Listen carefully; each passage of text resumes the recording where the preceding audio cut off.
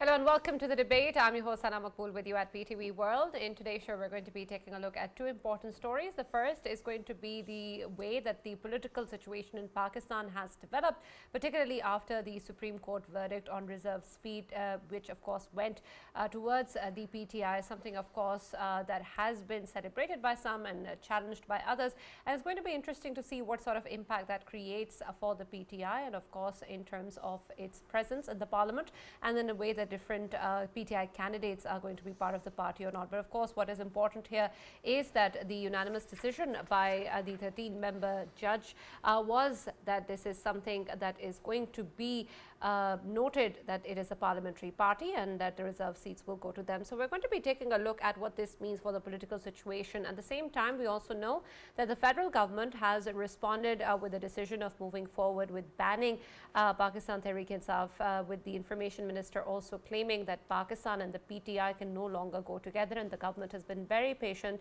but not for long. And this is also important in reference of what the decisions are going to be taken by the federal government, particularly in terms of the political divide that has always existed and the kind of conversation that is going to flow, with also cases to be filed against the previous president and the previous National Assembly Speaker as well. And this is important given the May 9th riots as well, and the way that the party has been linked with the ruckus that has been caused, and of course the attack on institutions in the country as well. And so a case of treason is going to be filed under Article 6 towards the founder of Pakistan Tehreek-e-Insaf and the then President Mr. Arif Alvi as well. And then of course reference is also going to be filed against the then National Assembly Speaker. So we're going to be taking a look at what this means, particularly in terms of the impact that it creates for the Parliament and for the Supreme Court's verdict as well, and the response that the federal government is going to give in this regard. At the same time, we're going to also be discussing the merits of this case and what it means in terms of declaring PTI a parliamentary party, and of course the way the election symbol or not is going to impact this particular issue and whether or not that was a factor in this particular verdict. So we're going to be taking a look at these briefs and then of course try and understand what this means in terms of the future political situation for the country. In our second segment, we're going to be taking a look at what is happening around the world, and of course in terms of the way that the political divide has been going on in the US. It's also important to take a look at what has been happening with Biden and Trump, and of course the major candidates, it seems, from both the different sides in the US, but we've also seen that an alleged assassination attempt against the former President Donald Trump is something that took place last week, and this is something, of course, that has added to the already politically divided society in the US, with both the candidates now calling for cool and calm, and of course the former President Donald Trump also claiming that whatever he had to say previously as part of his speech where he was going to be the official candidate for the Republicans is going to be very different than previously. And of course this is important in terms of the current situation and where exactly it has led to in terms of the way that we have seen this particular attempt take place by a 20-year-old allegedly. And so we're going to be taking a look at what this means for the current state of affairs in the US, and then also in the way that the political drama and debate is going to now evolve further, and whether or not the people of the United States are going to be moving towards the calm and the peace that is being asked for by both the candidates now. So we're going to be taking a look at the end of this segment today. For this and more, as always, in the studios, I've been joined by senior analysts Farrukh, K.Pitafi and Raja Faisal.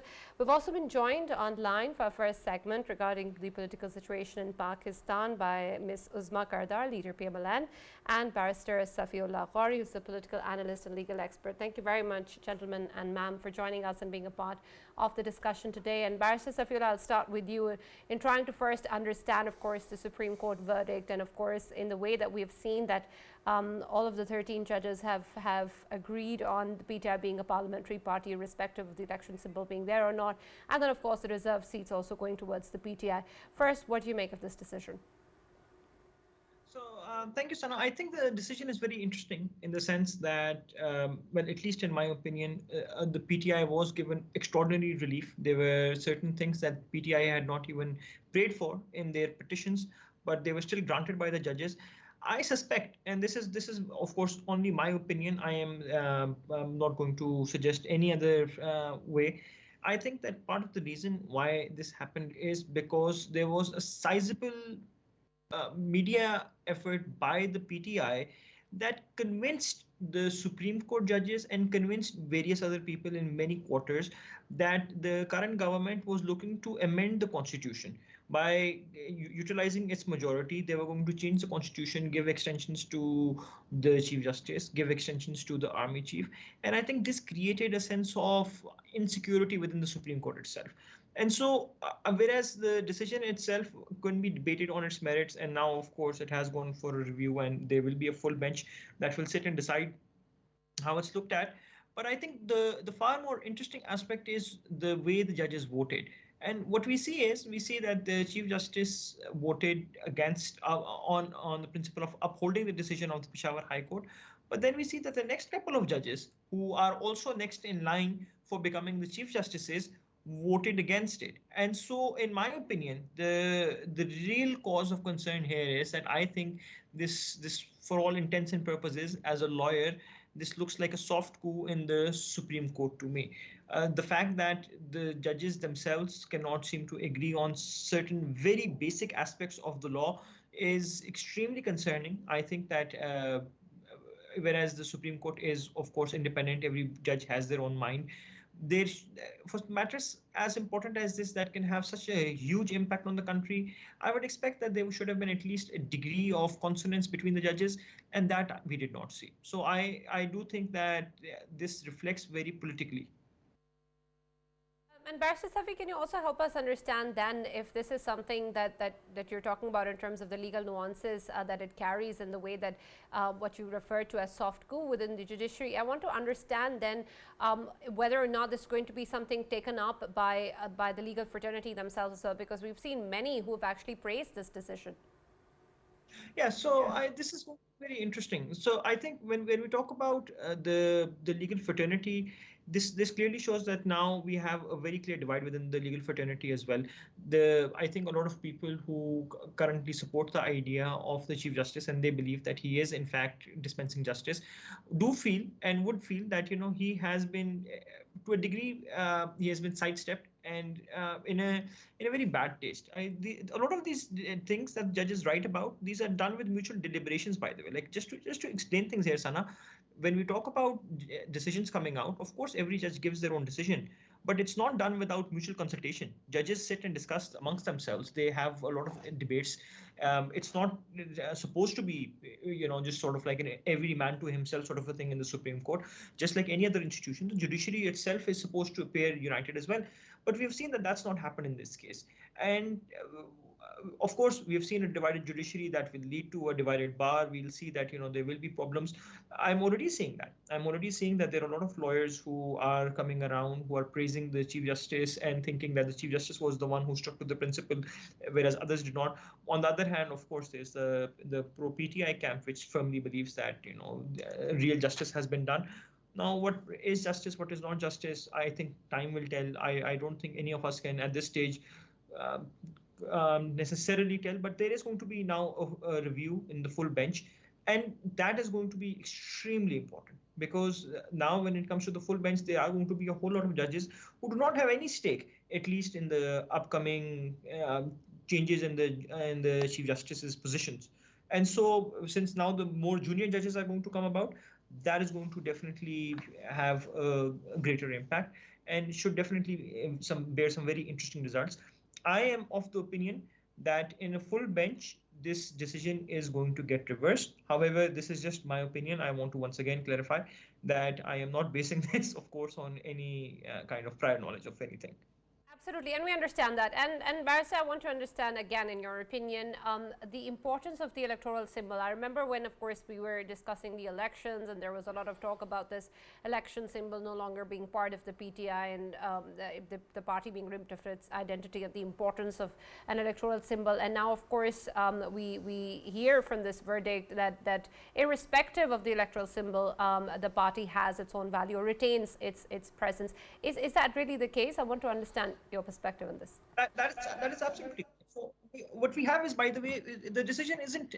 So one thing that I want to talk about, and another reason why I think that the decision stands a good chance of being overturned in the review as well, is because whereas there is a majority decision, 8-5, and the 8 judges do agree that PTI has been wronged and they have wanted to give PTI extraordinary relief in the matter.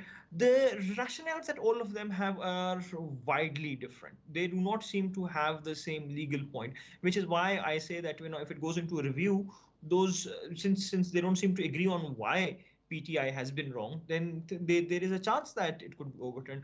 Now, this comes back to the original question of the election symbol as well. This is one of those things that were, of course, discussed, but were not the primary point. The primary issue was that of the reserved seats and whether the reserved seats can be granted. The primary issue with the election symbol was the fact that no intra-party elections were conducted.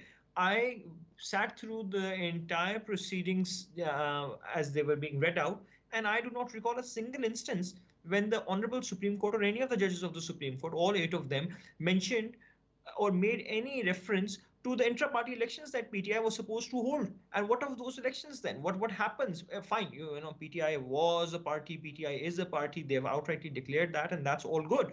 But can it be so when there are no elections? And then what of those elections? What of the law of Pakistan? What of the Election Act? I think I, as a Pakistani citizen, deserve to know the answers to these questions by the Honorable Supreme Court. I myself am a student of law, and it's necessary that we at least put an end to the kind of questions that we have had for a very long time. So once again, I think this is going to this is one of the reasons why I think that the review is likely to succeed, and this is going to pop up in the review once again. Absolutely. And I'll come back to you, Barrister Safi. Ms. Uzma, thank you for joining us in the debate. Can you hear me?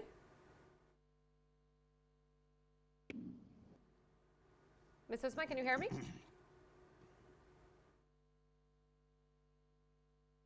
Yes, I can. Okay. All right. We're experiencing some trouble in understanding you, but we'll try and go ahead and hopefully it'll clear out. Mrs. Ma, I want to understand the perspective that that the federal government has taken, or the stance that the government has taken. We've seen that the information minister has also spoken about how there is no longer any more patience with regards to the PTI, how PTI and Pakistan cannot coexist, and of course the decisions to move forward with banning the party, and of course also then filing cases against the founder of the party and the then president under Article 6. And so I want to understand your perspective on this decision, and also perhaps get an idea of what exactly has been the decision-making process when it comes to these decisions. Okay, fine. Mrs. Uzma, can you hear me? Are you asking me? Yes. Did you hear the question?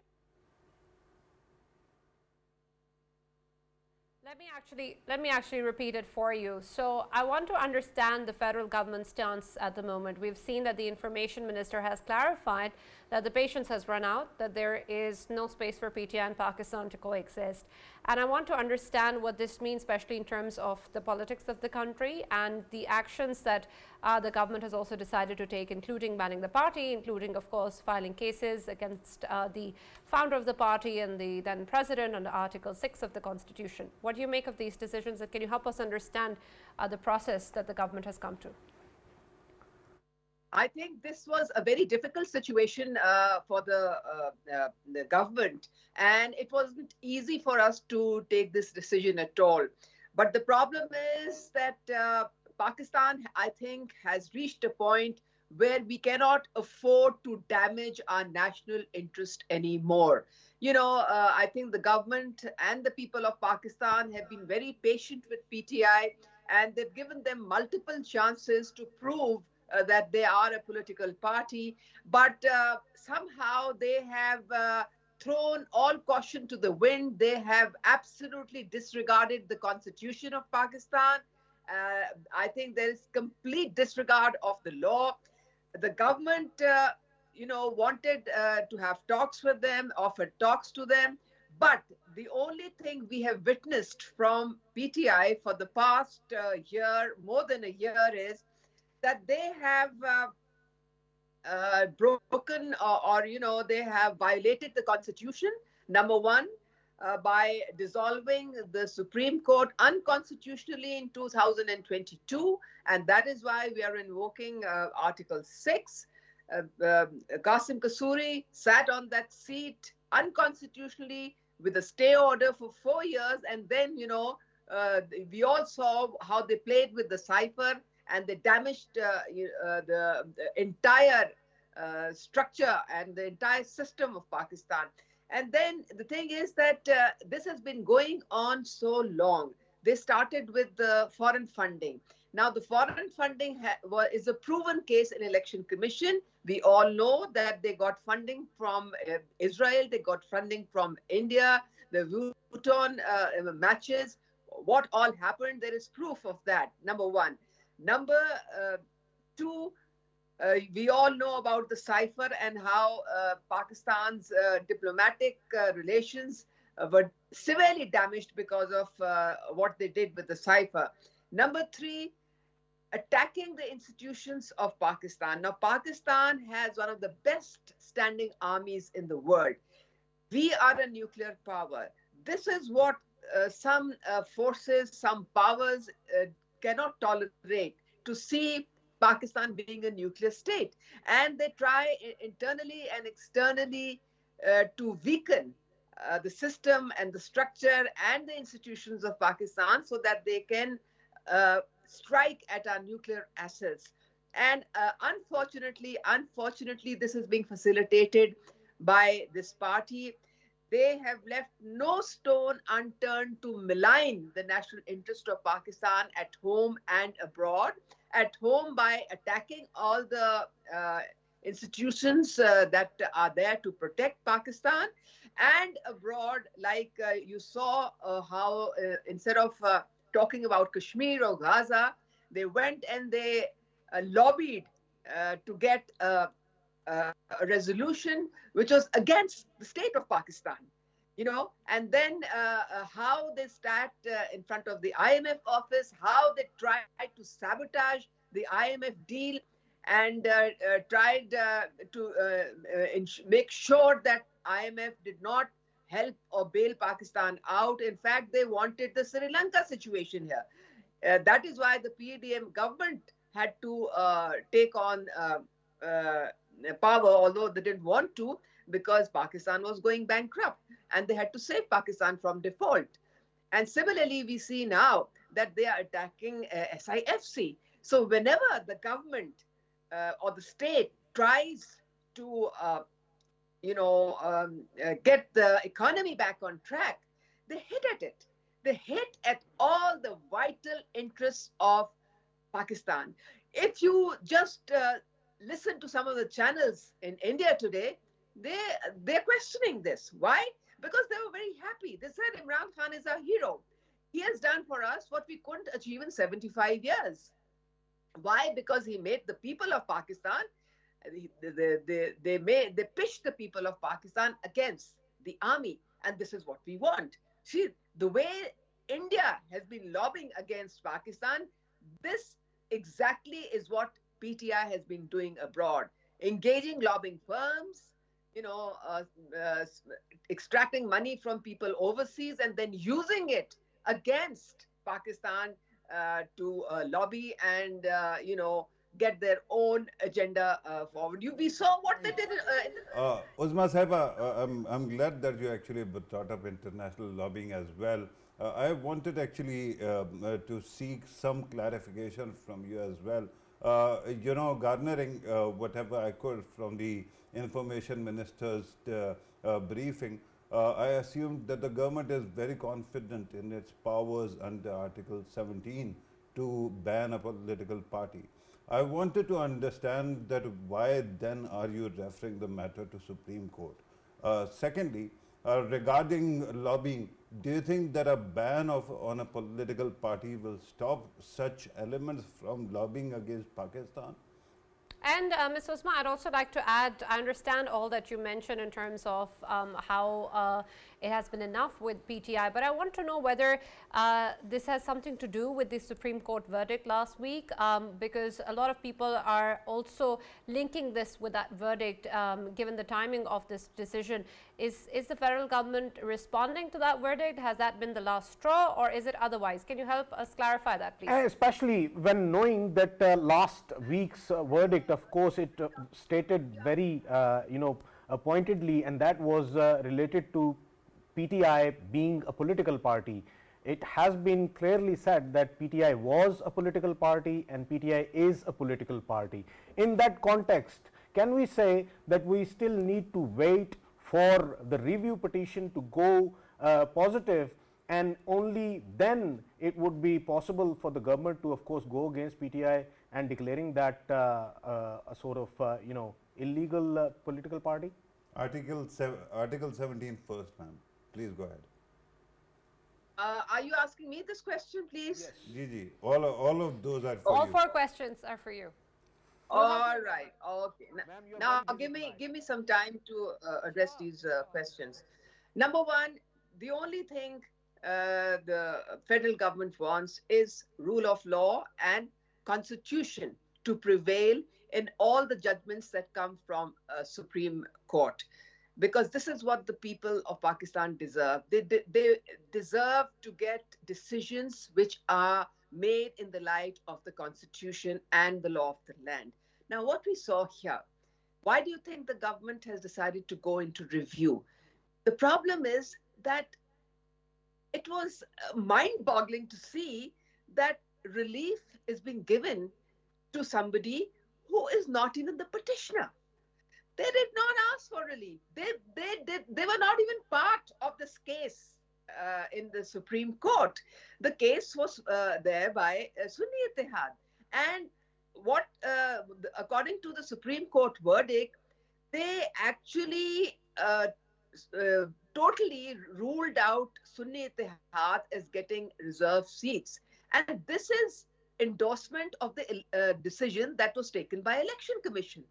Then how are you saying, on the one hand, Election Commission is wrong, they misused their authority, and at the same time, you're giving the same verdict? Now, that is very contradictory, and it is confusing the minds of the people of Pakistan. What I personally feel, and what we personally feel, that Supreme Court is there to for the interpretation of the Constitution, not to rewrite the Constitution. The rewriting of Constitution has to be done by the Parliament. That is their job.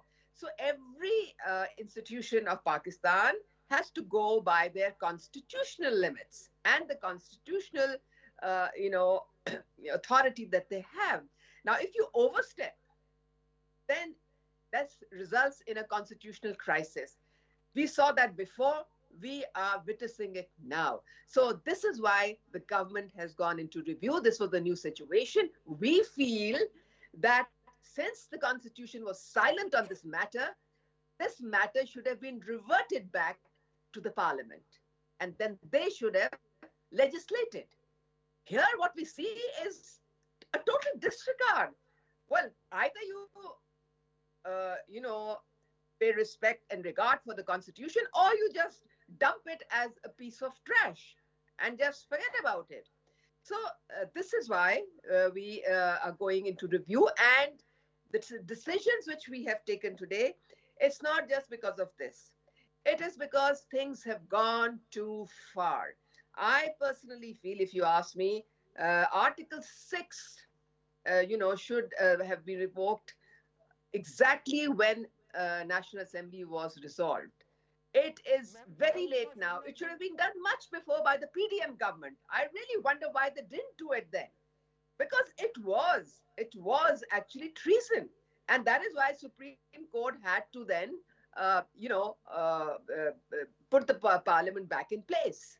Right. And secondly, now, if, for example, we do not take action against a party which is actually not political anymore, because they have a militant mindset. They have attacked the very institutions of Pakistan which are responsible for our sovereignty, for our security, who have given sacrifice of thousands of people. They have, and the people of Pakistan, for us to breathe freely in this land. Now, attacking them physically is absolutely a no-no. And I think it's 1 year too late. Why haven't we taken any action? We should have taken action a long time back. Now, these are questions which are being asked by Barrister the whole Safiullah's of us. opinion on this as well, because I want to understand, Barrister Safi, whether or not Article 6 applies here in the first place, and then, of course, how it's going to be taken in now that the federal government is deciding to invoke it. And Barrister Safi, if you can also explain the timeline in the coming days, when would it be, of course, declared that PTI is going to be declared as a, not a political party, but of course a terrorist party? Thank you. So I'll just get to the first question, which is, whether I think that Article 6 applies. And I will firstly agree with Ms. Uzma that this should have been done a long time ago. The whole problem is the optics of it all. It looks like it is being done now as a political vendetta. The only thing that the people of Pakistan are seeing is that a Supreme Court decision came out against PMLN, and they have now launched a flurry of attacks against them. It's the misuse of law to beat down your opponent when you could have done it earlier. And why did you not do it earlier is a question that is on everyone's mind. And in fact, there's one more thing that I would want to point out. Not only is the timing really bad in the sense that it's really late in the day, it's also probably the worst possible day. We are today on the 8th of Muharram. The next 2 days we have the Ashura. And PTI is renowned for their phenomenal propaganda. So I can fully expect that in the next couple of days, we'll be seeing a lot of metaphorism of them trying to relate Imran Khan to Imam Hussein and trying to show that, he's been trying to make a sacrifice. So I honestly, from that perspective, I don't think that that PMLN could have chosen a worse time for themselves.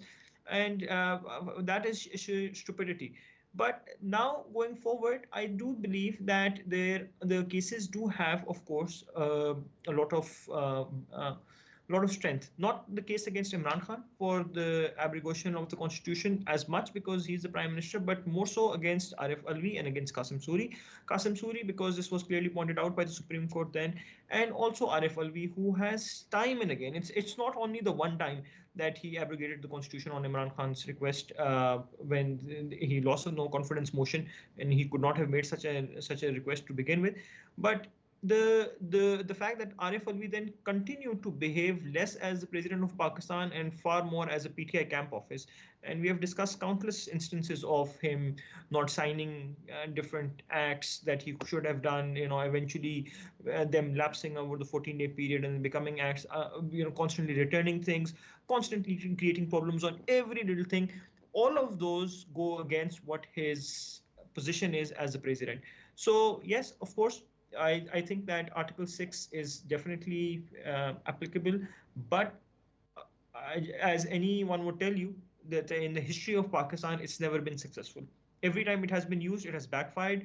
We have seen it backfire with Mujibur Rahman. We have seen it backfiring with Bhutto. We have seen it backfiring with ANP. We have seen it backfiring with almost every communist party that Pakistan has done. So the problem here is, even today, by the way, I gave an interview to Arab News just before this, and this was the exact problem. The fact that Article 6 in Pakistan, what it does is it ends up turning people who it is filed against into heroes. So what we can clearly see is that whereas the intent was to try and capture PTI for certain crimes, they were clear places where they could have gone after them. There were clear crimes. They were clear. The foreign funding case is something that they could have pushed on. The cipher case is something that they should have continued to push on. The abrogation of the constitution is something that they could have raised separately in the court. Too late. Now that they're raising it. There are Al Qaeda trust case. I don't know why nobody ever talks about it. It's a mystery to me why all our focus has been on the Iddat case and the Tosha Khana case, but not on the biggest case of $2 billion, the Al Qaeda trust case. So of course there are a lot of things that one could have done. I just think this is a failure of imagination and poor governance when it comes to the use of law. I understand that you made a fair point. I just wanted to correct the record. Mujibur Rahman was never tried under Article 6 because at that time, 1973 Constitution did not exist. Just as okay, yeah. But the situation was quite similar because obviously at that time it was said that Mujibur Rahman's party and of course Pakistan, they couldn't go together. Of course, the Awami League was blacklisted, just like PTI has been banned today. So I sort of, okay, fine, I concur with you. He wasn't tried under Article 6, but the political party was banned. A lot of these instances that I've given are also of proscribed political parties. People's Party was banned by Ziaul Haq. How did that turn out? So the problem is, no, it's not necessarily a good idea. But I also agree, on the other hand, when they say that PTI has been attacking Pakistan economically at its weakest moments and continues to do so. So I mean, as long as this should not look at optics are all that matter here. I think the fact that PMLN seems to be doing this out of revenge when a decision comes out against them rather than having done so before as a part of an established policy, that's what the real issue is. That's what they did not have, and that's what goes against them. Absolutely. And Ms. Uzma, I'd like you to respond to that, particularly in terms of what you've said earlier. And you, of course, said you have no idea why that has happened. But, of course, we'd like some insight as the leader of the PMLN as well. What sort of was the mindset up till now, of course, when we actually see these decisions coming forward. And then, of course, in terms of the strategy and actually handling the optics of the situation and the political impact that this will have in terms of how polarized the country already is, in terms of the PTI's followers, in terms of what the federal government stance will be on these matters, for it not to seem as if this is something that is being done out of revenge, but something that is, in the government's opinion, legally fair. I think this is. I think this we should see this in the correct perspective. This is not a vendetta or revenge from any point of view. If at all, I think PMLN people thought that we were showing a lot of weakness by not taking any action against the perpetrators of the law and the constitution. This is because Mia Muhammad Nawaz Sharif, he has always tried for reconciliation because he has a political mindset. He wanted to bring the whole nation together. He wanted to sit with all the political parties so that we could move together to, face the challenges which we face today of the economic difficulties, which I think right now that is the biggest challenge which Pakistan has. So the problem why the government had to take this difficult decision, because there were so many open and shut cases, and we really thought that, for example, I'll quote the Tosha Khana case. You just spoke about the Tosha Khana case. Let's talk about the Cypher case. Open and shut cases. And what do we see? Out the window. So where is all this facilitation coming from? How come that whatever you do against the national interest of Pakistan, no matter how much you damage Pakistan internally and externally, you get away with it? You get bails a dime a dozen. Where does Pakistan go from there? You're talking about why didn't you go to the courts? The same you will see happening now. The reserve seats thing. It's not that we want those seats. No, we don't want those seats. But we want decisions to come according to the constitution. But are you getting those decisions? That is where the government is aghast. Because, you're talking about the 190 million pounds case. Well, that is next in line. If the case gone out the window. Now that was the next one.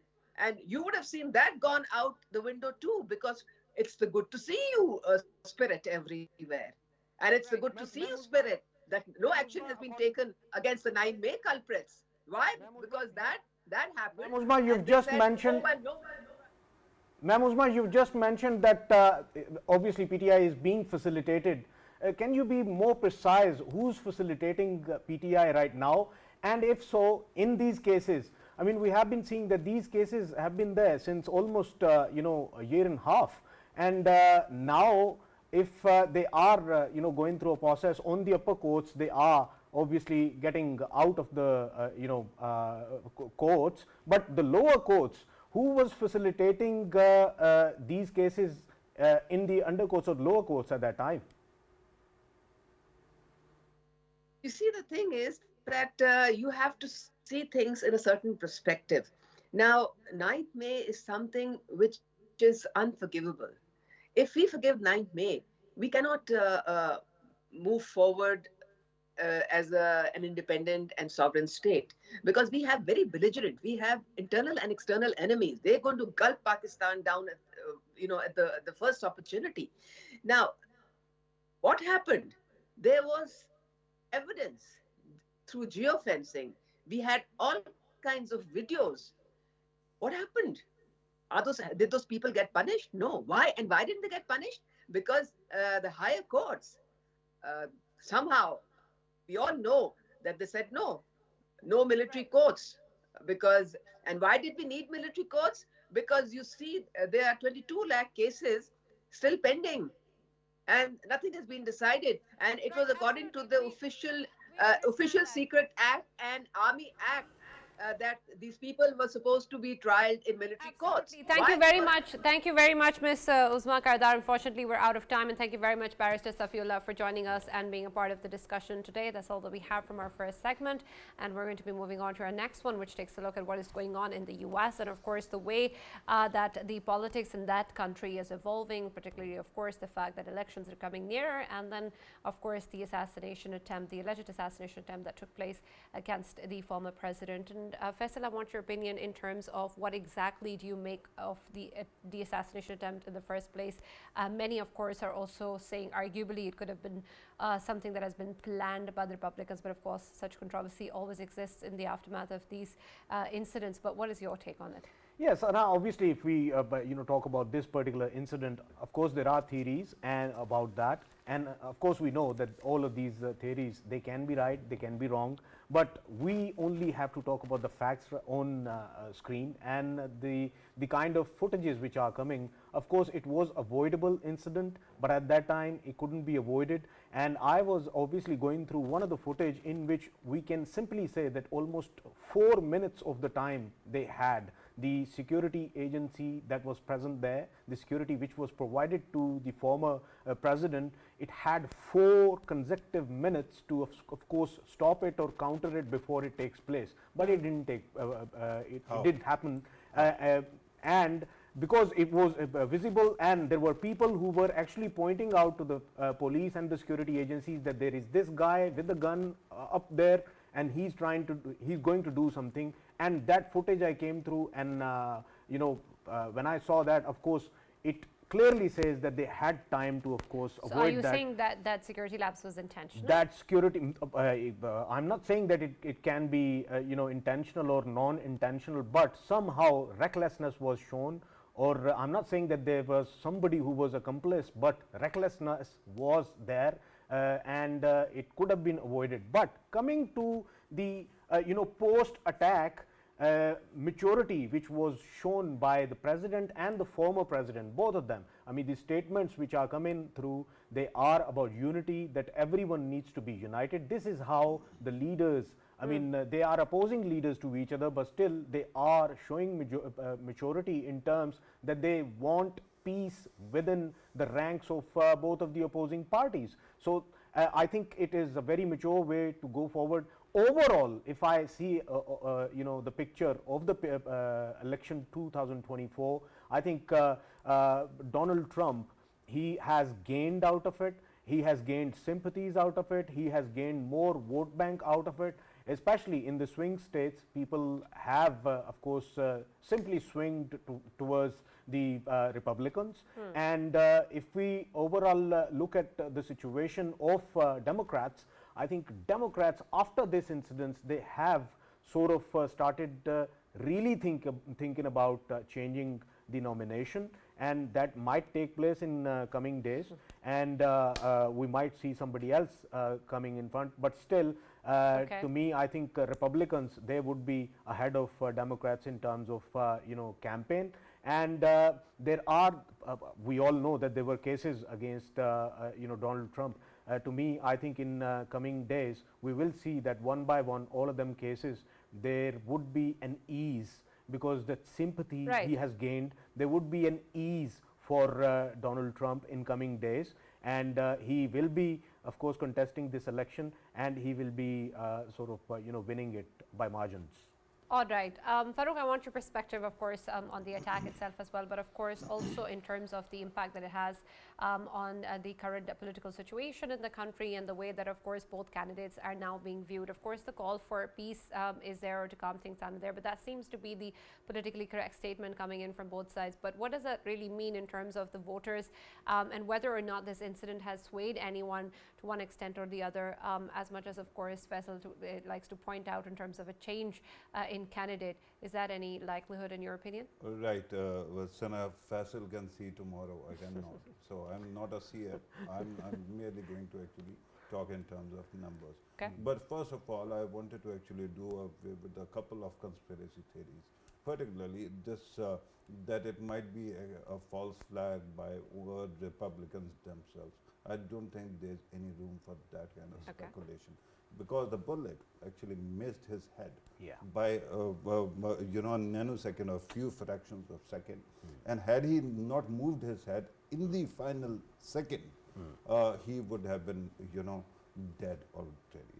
So he should be actually counting his blessings, he should be thanking his lucky stars, and also that there are people who want him to be alive. And now, regarding another thing that was just mentioned by my good friend here, that Democrats are now going to demand that they need to change their nominee. If you have read any newspaper so far, actually all that attack of pressure on the president has subsided, because many of people have actually started making peace with the idea, according to those news reports, that Donald Trump is a shoo-in. So why actually change your candidate and create all that bad blood? But whatever it is, the President of America rose to the occasion, and his speech last night, especially from the Oval Office, was presidential, and it was a move in the right direction. Similarly, good sentiment coming from Donald Trump as well, who's going to speak today or tomorrow, I think, in Milwaukee, the Republican convention as well. I wanted to also address this issue regarding security failure and whether there was a deliberate lapse or not. And I think that this is a huge, huge failure. I mean, somebody actually attacking a former president when there's so much, support president there. It was, I mean, if heads don't roll, I will be surprised, because this is bad. I wanted to actually highlight 2 or 3 things, other things as well. Remember who you are talking to. I am the person who, before January 6th, wrote an op-ed, 2 months actually before that, which said America needs constant vigilance because something is coming. So this time also, only 2 weeks ago, I pointed out that all this media anger and all this manufacturing of a conflict is not actually to bring in Donald Trump or to keep the incumbent in office, but to cause a civil war. Because many of America's so-called allies think that if America is becoming a mortal inconvenience, and till the time they are fighting among themselves, they cannot police their own allies. I can name the 2 countries. Israel, Netanyahu is in bad shape, and India's Modi as well. Because of those things, I think it was important to take care of stuff. And I pointed out that there is a possibility. And by the way, that nanosecond, that fraction of a second, that inch of a difference that only pierced his ear saved America from a civil war. Having said that, I don't think that numbers have changed. I think Okay. that President Biden has put together a very solid, coalition. Media's problem is India, like India's media, American media is now controlled by Indian interests mostly. And because of that, they keep on punishing Biden for Afghanistan withdrawal and whatnot. And then Netanyahu's their minions have also added in their support. So I think all the numbers that you see where Donald Trump actually is beating Biden by 1 point or 2 points maximum. This is the range, and that is within error, margin of error. All of those are concocted. I can assure you, the only person who can beat Donald Trump, despite all these things, is Joseph Biden. And I Okay. think that that's why anybody who says that he should be replaced on the ticket is asking Democrats to commit suicide. Yeah, Sana, one liner about the media. Then I Yeah, deserve media's that role, right. Farrukh, media's role. There is one liner that is obviously from the Washington Post, and that says, Trump leaves rally after loud noises erupt. Yeah, I mean, the- no mention of a gunshot, no mention of attack on him, assassination, no words. It was just a loud noise erupt. No, That's no, it. And- this was the initial headline, then they changed it. But I mean, people can simply say that, of course, their representatives, they must have been standing there pointing out what's going on, but still they go with this line, whereas rest of whole world, they were simply coming up with the one liner that was the assassination attempt. Right. I'm going to cut them some slack here, despite the fact that the editorial position is untenable. I think that this was fog of conflict, in that these reports actually are prepared like that. Reporters on the ground were amazing, but editorial judgment was very bad, and that is why I'm frightened that, like India's media, Yeah. America's media is going to become very irrelevant, and that will be bad, because unlike YouTube, America doesn't have a YouTube which is free of Yeah. conspiracy theories. True. Absolutely. Thank you, Farrukh. Thank you, Faisal, for joining us and being part of the discussion. That's all that we have from the debate today. We'll now see you tomorrow.